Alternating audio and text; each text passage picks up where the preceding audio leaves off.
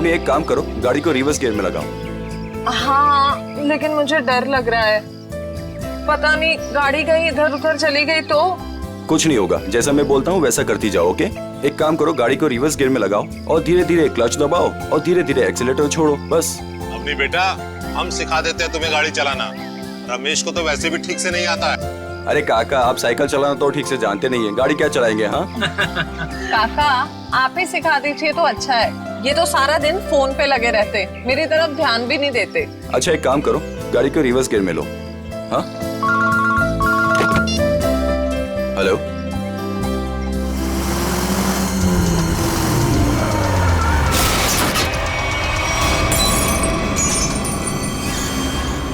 अवनी ये तुमने क्या कर दिया? हाँ, बदबू कहां से आ रही है?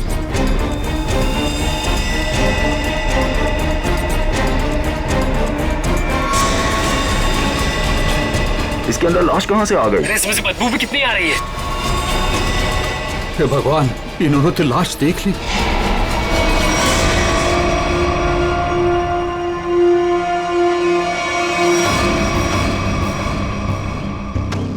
इस मूर्ति का बेस तो एकदम अच्छे से बनाया गया है, कोई लापरवाही की गई ऐसा लगता तो नहीं है।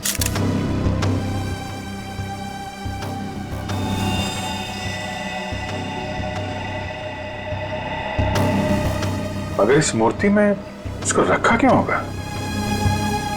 और वो भी ऐसे चहल पहल वाली कॉलोनी के बीच में रखी गई मूर्ति,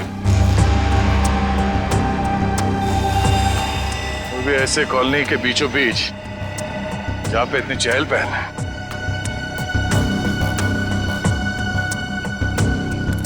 सर कॉलोनी के लोग काफी घबराए हुए हैं, किसी को नहीं पता है लाश किसके। और सर इस कॉलोनी से कोई गायब भी नहीं हुआ है। चलो देखते हैं।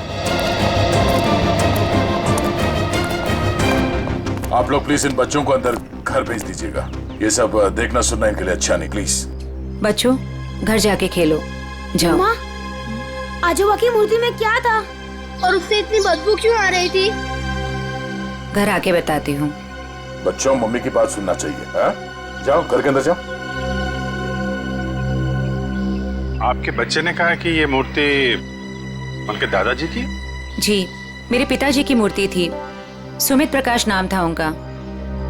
उनकी मूर्ति क्यों बनवाई थी? मेरे पति एक इंजीनियर और साइंटिस्ट थे। सूखे इलाकों के लिए उन्होंने एक नई सिंचाई पद्धति का आविष्कार किया था।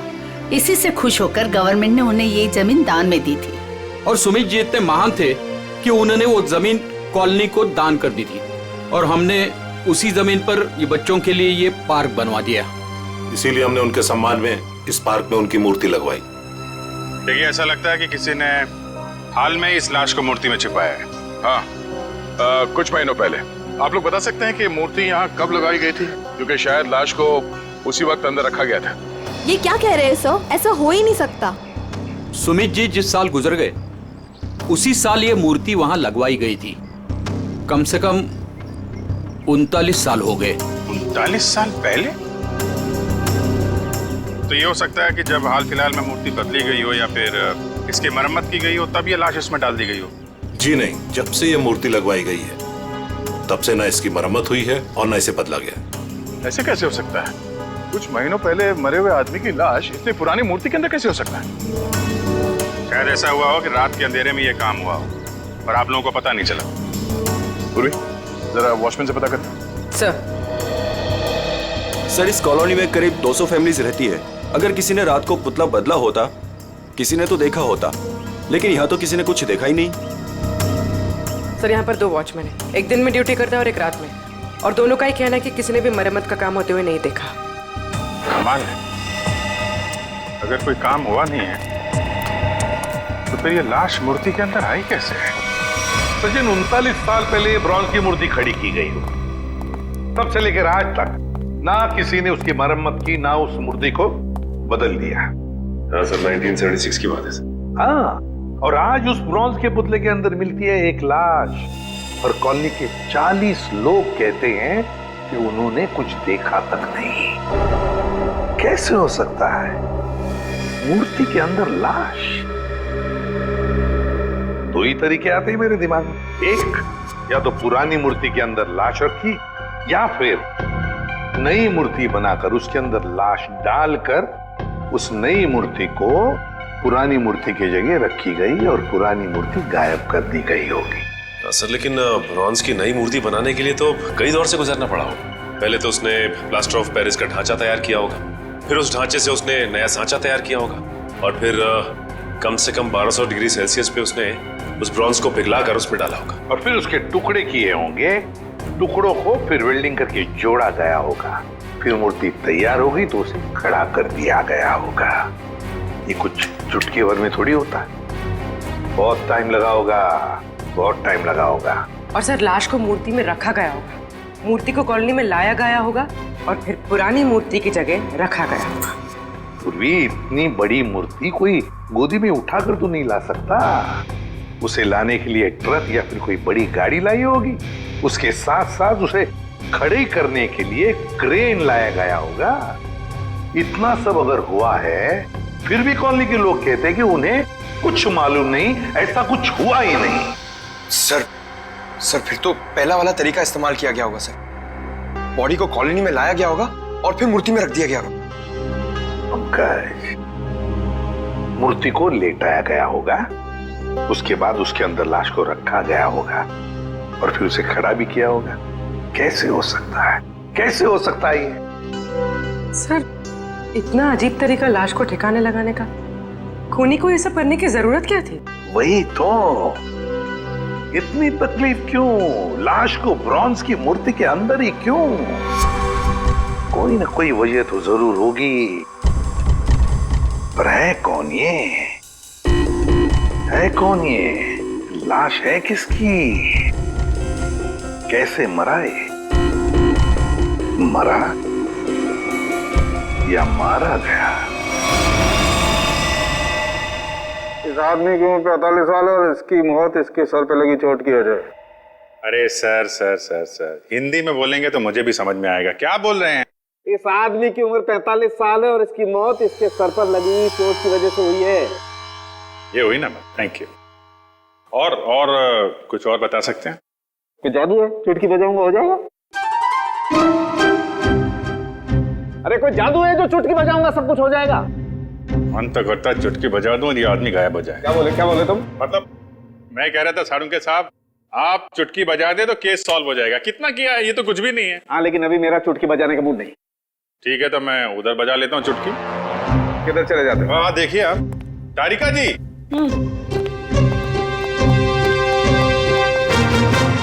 कुछ मिला आईडी वाईडी आपको? ना आईडी ना वॉलेट, कुछ नहीं। और ये कपड़ों की हालत देखो। भाई साहब बज गई चुटकी। लेकिन मैं आपको एक चीज बता सकती हूँ। अरे वाह, अब बजी चुटकी। मुझे मालूम था तारिका जी, आप मुझे कभी निराश नहीं करेंगे। बताइए। मैं आपको ये बता सकती हूँ कि ये लाश कितने समय तक उस मूर्ति में थी। अच्छा, कितने समय से? ये लाश ब्रॉन्ज की मूर्ति में बंद थी, वातावरण के प्रभाव में आए बिना। कुछ टेस्ट के बाद ये पता चला है कि 2 महीने से ये लाश उस मूर्ति में बंद थी। ओह, मतलब इस आदमी का खून 2 महीने पहले हुआ है? लगता तो ऐसा ही है। लेकिन सर, किसी ने इस लाश को देखा किसी ने उस मूर्ति में रखते हुए? कॉलोनी वाले बता रहे थे कि मूर्ति 39 साल पुरानी है। डॉक्टर साहब आप ये बता सकते हैं ये मूर्ति नई है या पुरानी है? ये मूर्ति 39 साल पुरानी नहीं है, नई है। ओह, मतलब इस मूर्ति को वहां पे ट्रक में लाया गया होगा। किसी ने ट्रक को देखा कैसे नहीं? मुझे नहीं पता। सालुंके साहब, किसी ने उस क्रेन को कैसे नहीं देखा जिसके जरिए उस मूर्ति को अपनी जगह पे रखा गया? मुझे नहीं पता। सालुंके साहब, उस मूर्ति में वेल्डिंग कब और कैसे की गई? मुझे नहीं पता, मुझे नहीं पता, मुझे नहीं पता। ठीक है सर, मुझे लगता है लाश की गंध की वजह से सालूम के साहब का दिमाग खराब हो गया है। क्या बोल रहा है, क्या बोल रहा है, क्या बोल रहा है, क्या बोल रहा है? देखो मुझे परेशान मत करो, मुझे इस लाश का चेहरा भी बनाना है। Don't disturb me. सर आपसे कोई सवाल नहीं करेंगे, आप चेहरा बनाइए। चलो एक बात तो ये पता चल गई कि मूर्ति नहीं है और किसी ने उसमें लाश रखी है। और कैसे सर? कैसे और कब का पता बाद में लगाएंगे, पहले ये पता लगाना है कि ये नई मूर्ति बनाई किसने।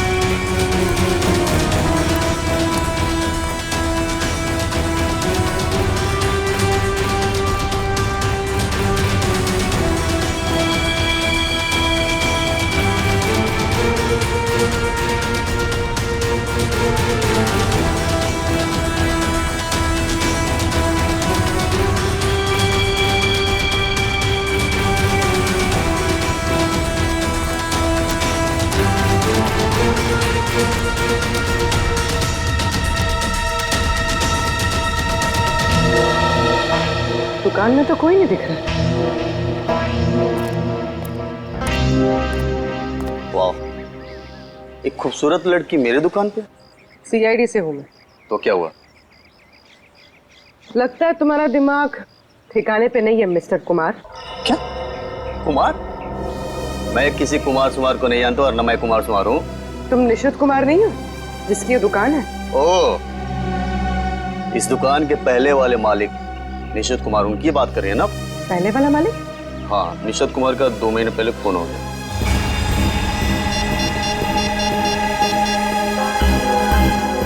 हेलो, अभिजीत साहब।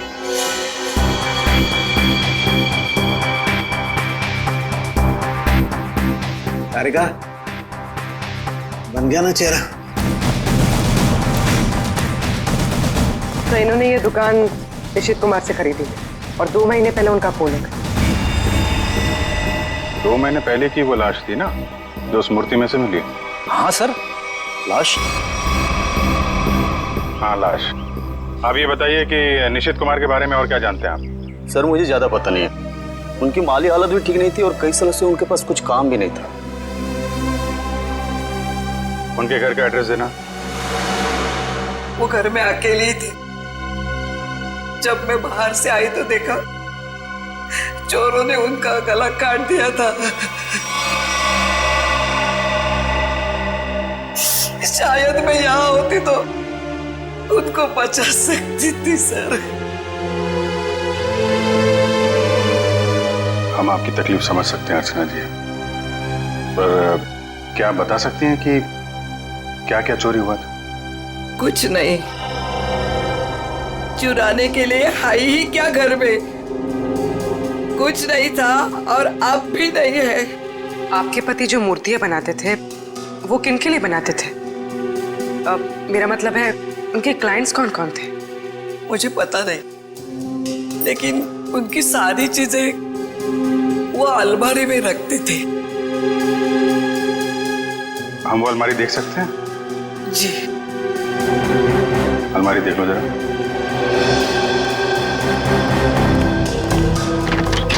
अर्चना जी, ऐसा भी हो सकता है कि ये चोरी का मामला ना हो। मैं समझी नहीं सर कुछ।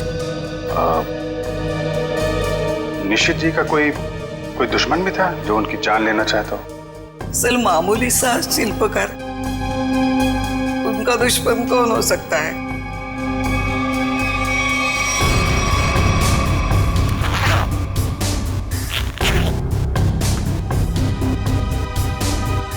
सर, हाँ बेट। इस फाइल में मूर्तियों की बहुत सारी न्यूज़पेपर कटिंग है सर। वो जो सारी मूर्ति बनाते थे ना, उसका सारा रिकॉर्ड इसी फाइल में रखते थे। और सर ये देखिए, तो ये मामला है। सुमित जी की मूर्ति भी इन्होंने बनाई थी 1976 में। अर्चना जी, मूर्ति बनाने वाले अक्सर अपनी बनाई हुई मूर्तियों का एक ढांचा अपने पास रखते हैं कि अगर मूर्ति टूट फूट जाए तो दोबारा बना सके। निशित जी भी ऐसा करते थे क्या? हाँ हाँ, उसके वो सारे ढांचे पिछले बाजू रखते थे। हम वो जगह देखना चाहेंगे।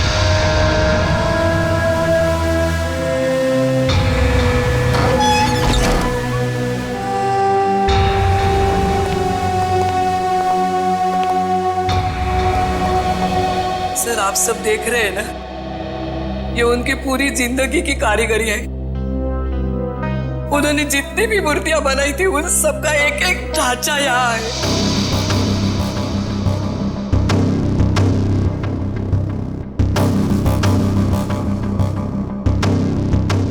वो वाला नहीं दिख रहा है?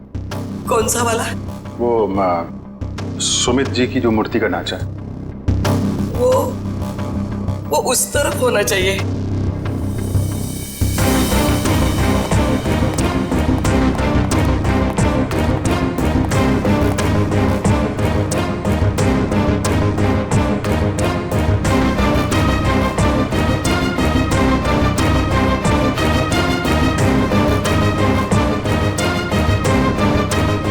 आप क्या देख रहे हैं? ये मिट्टी देख रहे हो? यहाँ पे कोई ढांचा था जो अब नहीं है। अर्चना जी, हाँ, वो सुमित कुमार जी की मूर्ति का ढांचा यहीं पे था? हाँ, यही था। ले गए। सर, आपका मतलब उन चोरों से थे नहीं? सुमित कुमार जी की मूर्ति का ढांचा चोर चुरा के ले गए। निशित जी का खून इस ढांचे की वजह से हुआ है। लेकिन सर, सुमित जी की मूर्ति का ढांचा चुरा के चोर क्या करेंगे? उस ढांचे की मदद से सुमित जी की नई मूर्ति बनाई गई और उस लाश को उसमें डाल दिया गया। लेकिन सर, हमें कैसे पता चलेगा वो लाश किसकी है? साड़ू के साहब लगे हैं ना लाश का चेहरा बनाने में। एक बार चेहरा बन जाए, सारी कहानी सामने आ जाएगी। हाँ डॉक्टर साहब, बन गया चेहरा?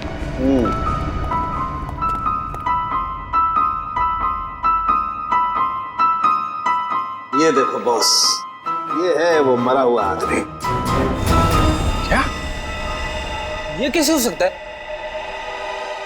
डॉक्टर साहब, ये क्या मजाक है? भाई साहब, मैं मजाक नहीं कर रहा हूँ, यही है उस आदमी का चेहरा, ऐसा ही दिखता है वो।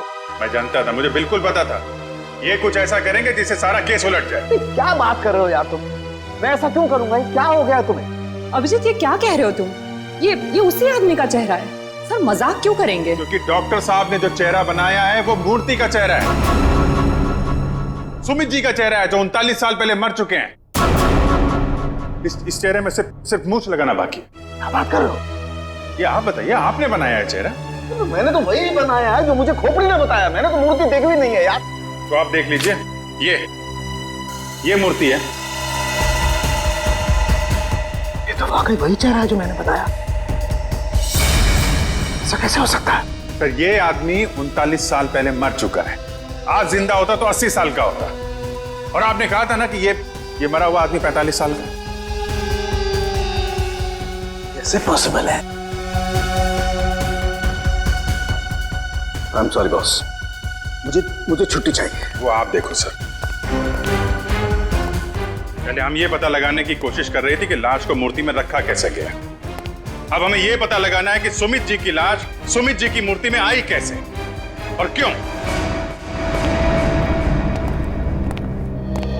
सर, कुछ पता चला उस लाश के बारे में? देखिए, उसी के बारे में हम लोग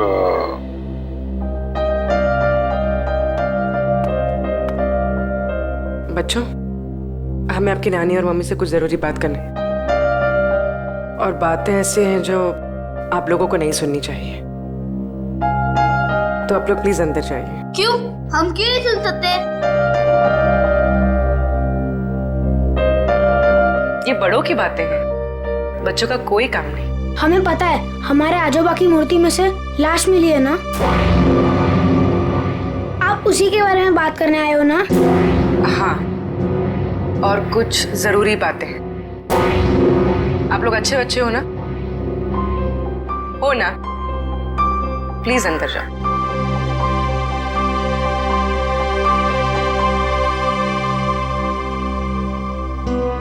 सर बताइए ना, क्या पता चला आप लोगों को?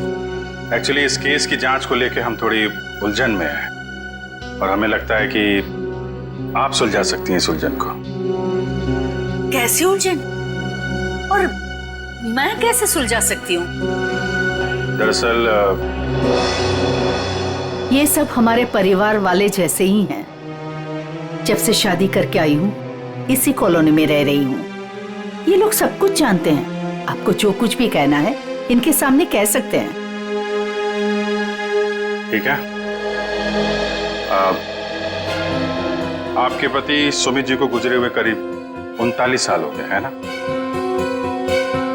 लेकिन सुमित जी की मूर्ति में से हमें जो लाश मिली है वो सुमित जी की है।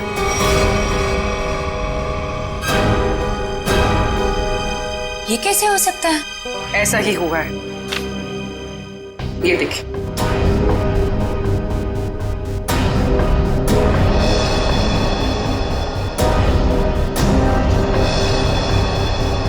इतने यकीन के साथ आप ये कैसे कह सकते हैं? हाँ, ये हो ही नहीं सकता। जरूर कुछ भूल हुई है आप लोगों से। कोई भूल नहीं हुई। ये एक साइंटिफिक मेथड है जिसमें लाश की खोपड़ी का चेहरा बनाया गया है और यही चेहरा बना है सुमित जी का। लेकिन मेरे पिताजी की लाश कैसे आ सकती है? ये मुमकिन नहीं है। वही तो, लाश की उम्र करीब 45 साल की है। आपके पिताजी जिंदा होते तो 80 साल के ऊपर के होते हैं। अब बात यह है कि 80 साल का आदमी 45 साल का कैसे हो गया? ये मैं कैसे जान सकती हूँ? अब आपको नहीं पता तो हमें कैसे पता होगा?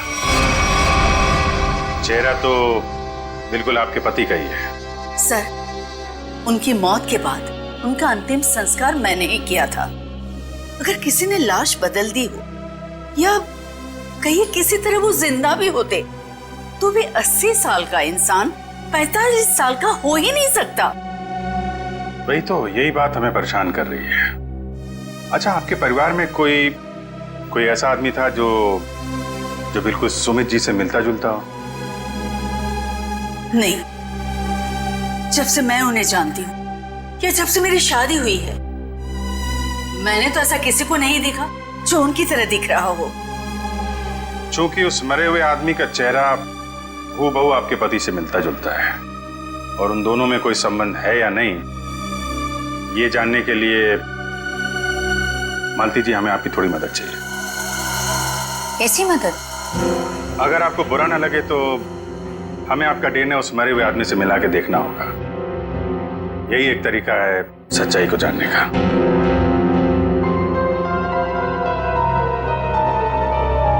ठीक है, मैं तैयार हूँ, क्योंकि हम भी इस सवाल का जवाब चाहते हैं।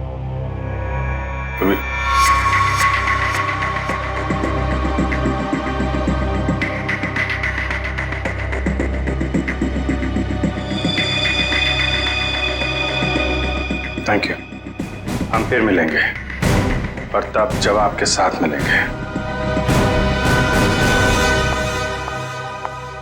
आता रेखा जी, डीएनए रिपोर्ट आ गई? पार्शियल मैच है। क्या पार्शियल मैच है? देखा, इसका मतलब सालू के गलत नहीं था बॉस। ये आदमी सुमित के परिवार का ही। बाप का डीएनए बेटी में भी है और इस मरे हुए आदमी में भी।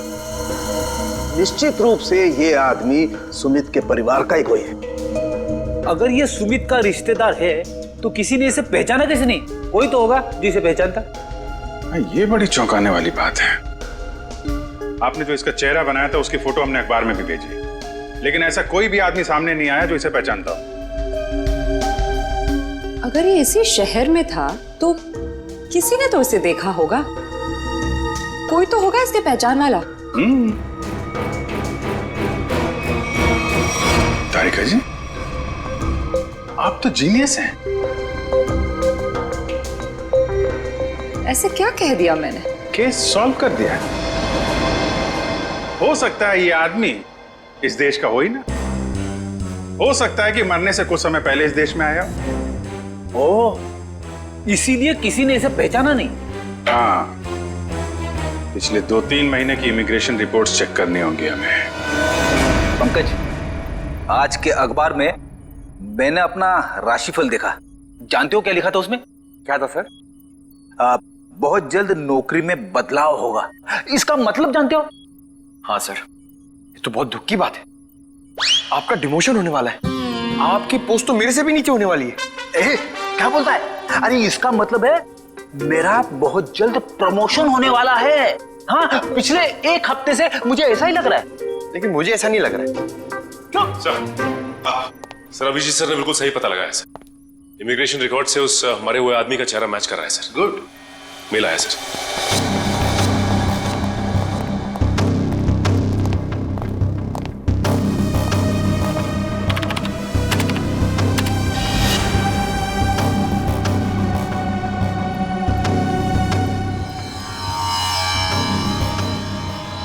सचिन, ये तो बिल्कुल सुमित जैसे ही दिखता है। इसका नाम ब्रेंडन है, उम्र 45 साल और 2 महीने पहले यूके से आया था सर। मतलब आते ही मौत हो गई उसकी। सर इसका नाम तो अंग्रेजों जैसा है पर लगता है इंडियन है। इस ब्रेंडन का घर का पता, फोन नंबर कुछ है? हाँ सर, जरूर। पूर्वी, इस नंबर पे फोन करो। घर का ही फोन नंबर होगा ही। उसके माता पिता से बात करो, मगर सावधानी से। शायद उन बेचारों को पता भी नहीं होगा ब्रेंडन के साथ क्या हुआ है। और देखो बातचीत में कुछ पता चलता है क्या इस ब्रेंडन के बारे में। सर। हाँ सर, मैं सीआईडी छोड़ रहा हूं। अब और बर्दाश्त नहीं होता। मैं पागल हो जाऊंगा। क्यों? ऐसा क्या हो गया? इस केस में बहुत कंफ्यूजन है और सबसे बड़ी बात तो यह है कि वह आदमी अंग्रेज निकला। मेरा दिमाग फट जाएगा सर। मैं भी छुट्टी पे जा रहा हूं सालू के साथ। अभी जाओ, अभी जाओ इसी वक्त। बोरिया भी सरा बांधो, निकल जाओ सीआईडी से। जाओ और कुछ समय बिताओ अपनी बीवी के साथ, शायद कुछ अकल आ जाएगी। जाओ। सर, आपका राशिफल तो सही निकला। नौकरी में बदलाव मतलब आपका रेजिग्नेशन, इस्तीफा।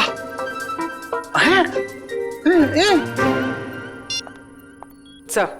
हाँ पूर्वी, बात हो गई? हाँ सर, एक और चौंकाने वाली बात पता चली। क्या? सर, ये ब्रेंडन सुमित का बेटा था। ब्रेंडन सुमित का बेटा है? वो कैसे? उसकी पहली शादी से। सुमित ने बियाट्रिस नाम की एक अंग्रेज औरत से 1970 में शादी की थी। बेटे को जन्म देते हुए वो औरत मर गई। बीवी की मौत के बाद उसका दिल टूट गया और वो अपने इस बेटे को लेकर इंडिया वापस आना चाहता था। लेकिन उसकी बीवी के घर वालों ने बच्चे को आने नहीं दी, इसलिए बच्चे को नाना नानी के पास छोड़कर वो इंडिया आ गया। और इंडिया में आने के बाद उसने अर्चना से शादी की और अपनी पिछली जिंदगी मिटा दी। किसी को कुछ भी नहीं बताया। और इसीलिए सुमित के इस बेटे ब्रेंडन के बारे में यहाँ पे किसी को भी कुछ पता नहीं था। Yes sir. हाँ, लेकिन ये ब्रेंडन इंडिया आया क्यों? क्यों आया ये? सर, अपने नाना नानी की मौत के बाद उसे अपने पिता के बारे में पता चला, तो अपने पिता के परिवार वालों के बारे में जानने के लिए वो इंडिया आया था। कोई आदमी अपने परिवार के बारे में जानने के लिए इंडिया आता है और यहाँ पर उसका खून हो जाता है। नहीं नहीं नहीं नहीं, ये कोई और ही चक्कर है। सर, अब इस ब्रेंडन के खूनी तक हम कैसे पहुंचेंगे? शुरू से शुरू करके। सॉरी सर, आपका मतलब क्या था? एयरपोर्ट से पंकज, एयरपोर्ट से। जैसे ब्रेंडन एयरपोर्ट पर उतरा, पता लगाएंगे वो कहाँ गया, कैसे गया, किससे मिला।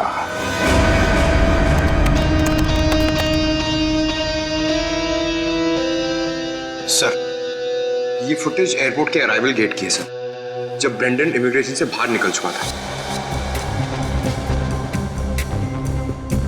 सर, ये रहा ब्रेंडन। ये कैप वाला आदमी ब्रेंडन से मिलने आया। कैप की वजह से इसका चेहरा ठीक से दिख नहीं रहा। जरा जूम करो उसमें।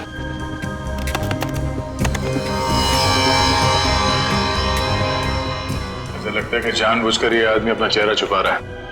ये चाहता नहीं है कि उसका चेहरा कैमरे पे कैप्चर हो। आगे बढ़ो। सर ये दोनों तो पार्किंग की तरफ गए। इसका मतलब इस कैब वाले आदमी की गाड़ी पार्किंग में है। एक काम करो, इन दोनों के बाहर निकलने से आधे घंटे तक जितनी भी गाड़ियां एयरपोर्ट के पार्किंग लॉट से बाहर निकली है उन सब के डिटेल्स निकालो। पता चल जाएगा इस कैब वाले की कौन सी गाड़ी है। सर वो आदमी ब्रेंडन को जब एयरपोर्ट की पार्किंग में लेके गया उसके आधे घंटे बाद तक ये सारी गाड़ियां बाहर जाती रही सर। बस वे ठीक है, एक एक को फोन करो और पता लगाओ किस पैसेंजर को इन्होंने एयरपोर्ट से पिकअप किया और कहां जाके छोड़ा। हेलो जी, मैं सीआईडी से इंस्पेक्टर सचिन बोल रहा हूँ। अच्छा ये बताइए कि 15 फरवरी को आपकी कार इंटरनेशनल एयरपोर्ट पे गई थी किसी को छोड़ने के लिए? आप क्या करने गए थे? किसी को छोड़ने गए थे? मिसेस आंचल कुमार। ओके पूर्वी।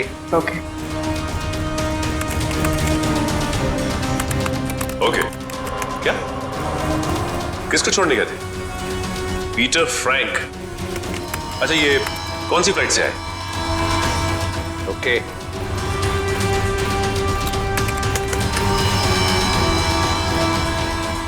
मिस्टर डिसिल्वा,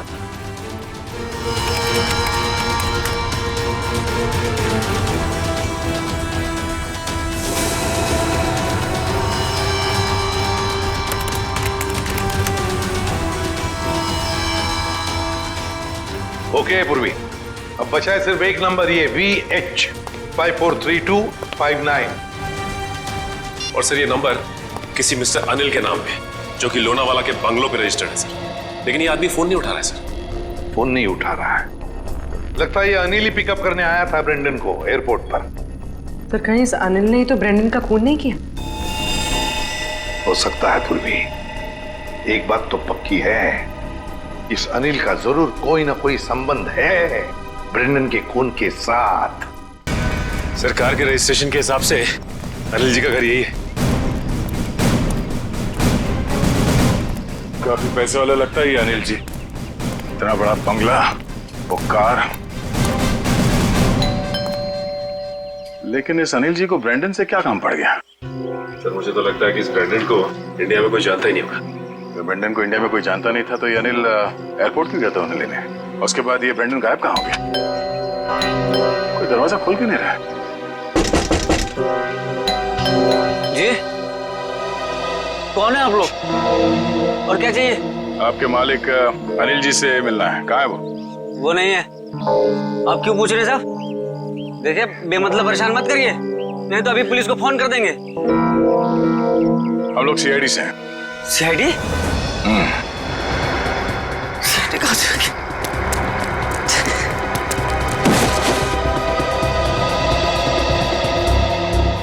अब ये हमारे किसी काम का नहीं है। लगता है अनिल जी उसी तरफ है जिस तरफ ये भाग रहा है। चलो देखते हैं। हट, हट।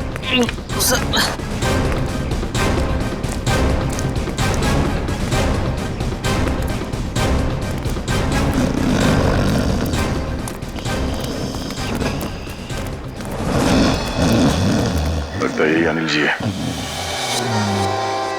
अनिल जी, मालिक और नौकर एक साथ शराब पी रहे थे यहाँ पे। अनिल जी, अनिल जी,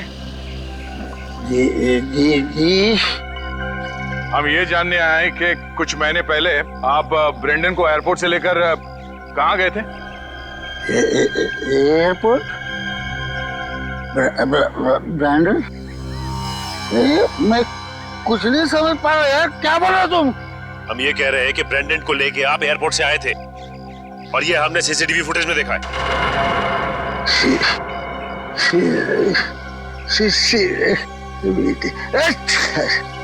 अनिल जी, आपकी कार कौन सी है?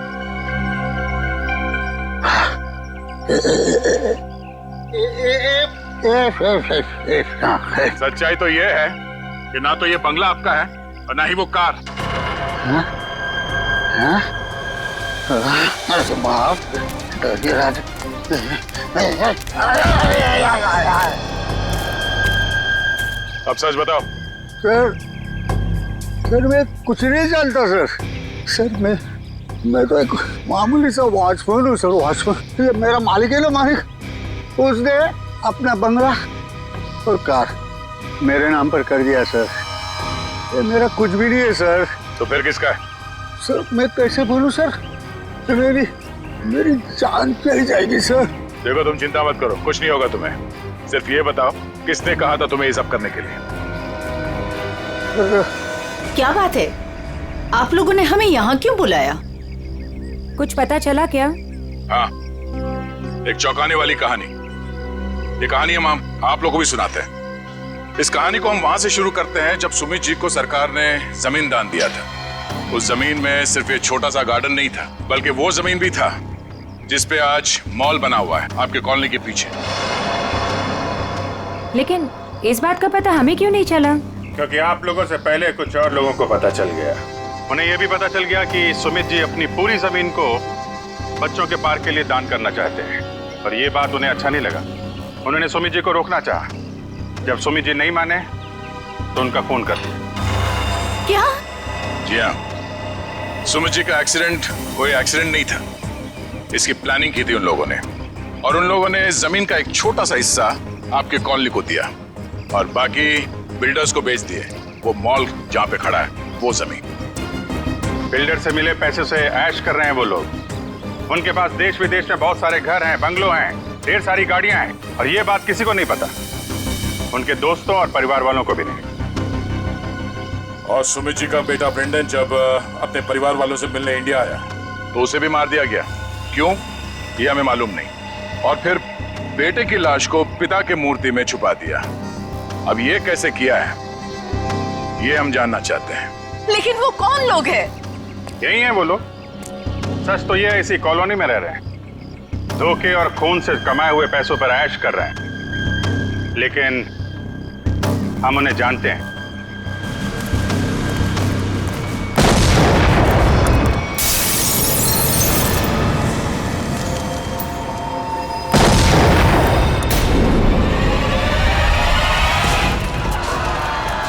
अजय आपको भेजिए जल्दी।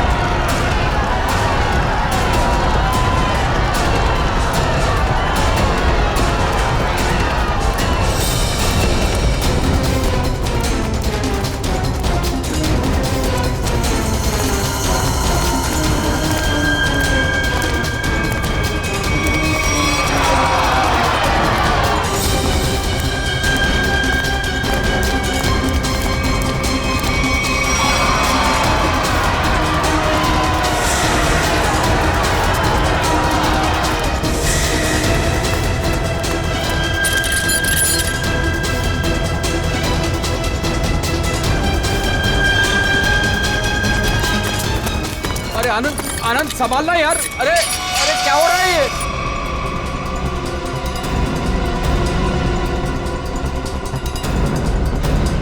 कहाँ भाग रहे हो? अरे सर उतारिए हम लोगों को। सर मर जाएंगे हम। सर नीचे उतारिए प्लीज। सर हमने तो तुम दोनों का नाम भी नहीं लिया था। हाँ, मगर तुम लोगों के लोनावले वाले बंगले पे गए थे हम लोग। नीचे उतारिए ना। अरे तुम लोग तो वैसे ही गिरे हुए आदमी हो। सुमित जी और ब्रेंडन का खून किया तुम लोगों ने। नहीं सर, वैसे हमें पता चल गया, तुम लोगों को मालूम पड़ गया था कि तुम्हारे करतूत के बारे में हमें पता चल गया। सर नीचे उतारिए प्लीज। इसलिए कॉलोनी वालों की जान को नुकसान पहुंचा है। हाँ? और अब उसका भगदड़ का सहारा लेके भाग रहे तुम लोग। सर उतारिए हमें। सर नीचे उतारिए प्लीज। नीचे उतारिए ना। मर जाएंगे सर। सर नीचे उतारिए ना।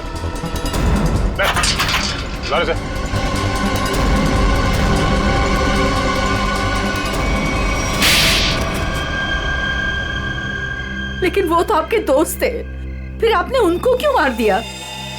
क्योंकि इनके लिए पैसा दोस्ती से ज्यादा मायने रखता है। लेकिन ब्रेंडन को क्यों मारा? सर एक्चुअली हम उसे मारना नहीं चाहते थे। हम उसे एयरपोर्ट से सीधा हमारे खाली पड़े हुए फ्लैट पे लेके गए। हमने सोचा था हम उसके बाप के मरने की झूठी कहानियां सुनाकर उसको यूके वापस भेज देंगे, और उसने हमारी वो बातें सुन ली थी जिसमें हमने सुमित को मारने का जिक्र किया था। इसके लिए उसको मारा सर। लेकिन उसकी लाश मूर्ति में क्यों छुपाई? हम नहीं चाहते थे कि उसकी लाश किसी भी हालत में सीआईडी को मिले। अगर हम उसे जलाते, दफनाते या किसी तालाब झील में उसकी लाश छोड़ देते तो एक न एक दिन तो लाश मिल ही जाती ना। फिर तो हम पकड़े जाते।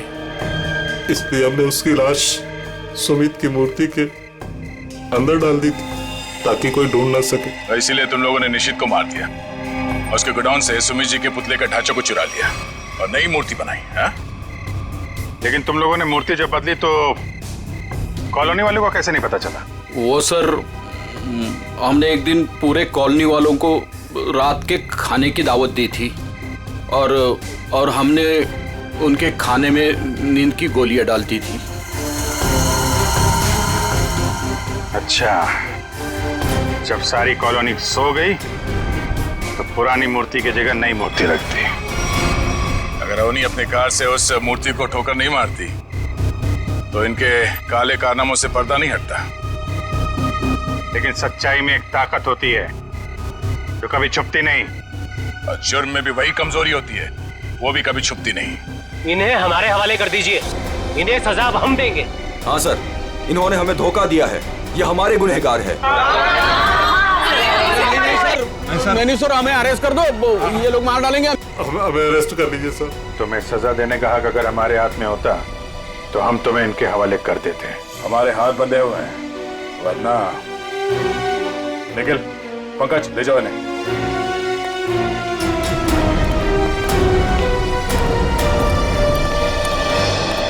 बेटा, आप लोगों का बहुत बहुत शुक्रिया कि आप लोगों ने ये गुत्थी सुलझाई और छिपे हुए गुनहगारों को पकड़ लिया।